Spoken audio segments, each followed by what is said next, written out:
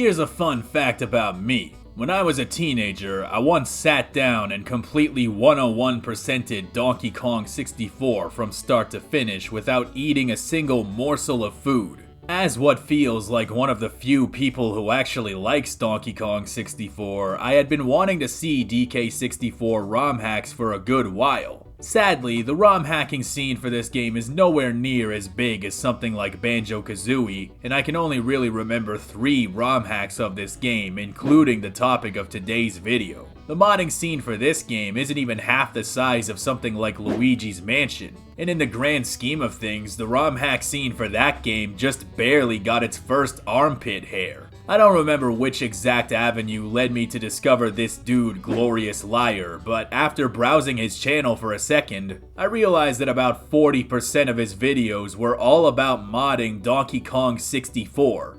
Yeah, somebody had to do it. While this channel has a lot of information for aspiring Donkey Kong cranky hackmen, the tangible proof of concept is Donkey Kongzooie, a brief ROM hack of Donkey Kong 64 that puts the crew into Banjo-Kazooie.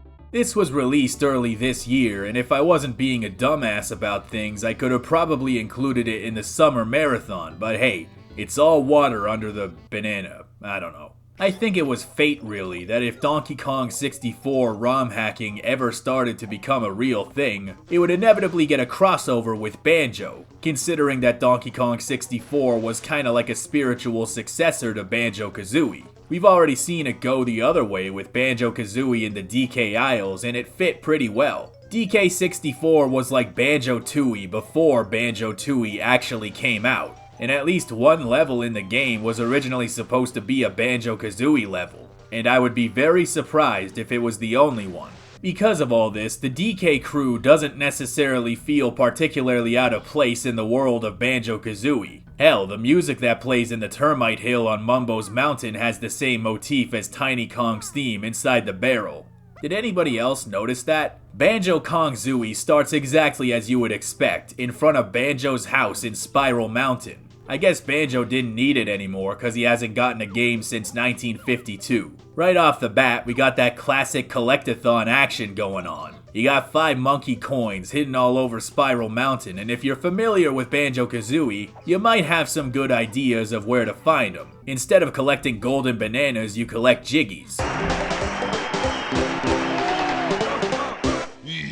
Because of the mechanical versatility of every single Kong, Banjo-Kazooie's level design isn't actually that much of an obstacle for these guys. Game design can be very nuanced with a lot of subtle intricacies, and they can vary hugely between games, even if those games are part of the same genre or even series. Therefore, a big challenge with crossover ROM hacks like this is trying to get the characters and mechanics that were originally designed for one context to work in another. But again, since DK64 is basically Banjo-Kazooie 1.5, Banjo 1.5e if you will, it kinda just fits. Virtually no heavy modifications to the original level design are required to facilitate Donkey Kong 64 mechanically. Only the first 2 levels are currently available, but that's enough to get you up to speed, and again, the Kongs can handle these levels almost effortlessly. There are some occasionally wonky textures and collision issues in very specific moments, but that's par for the course with a ROM hacking scene that's this young. Remember, it took years for Mario 64 ROM hacks to get as stable as they are now.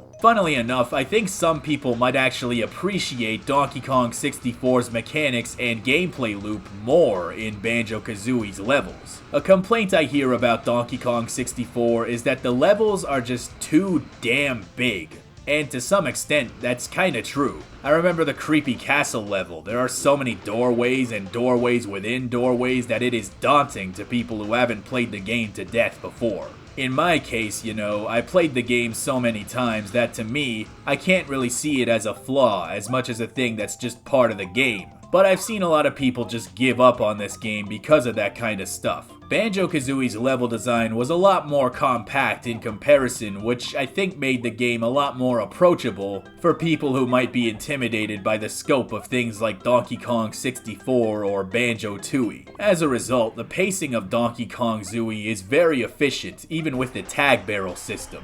There are 125 bananas and I think 5 jiggies to a level. and an additional 5 hidden on the overworld. I imagine there will be a lot more where that came from if the game continues to get updated, but that's enough to get you on board.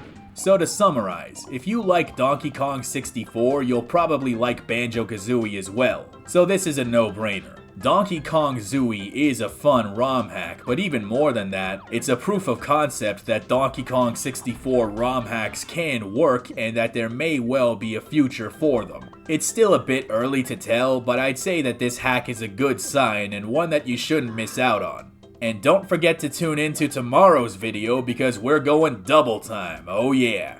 Merry Christmas everyone!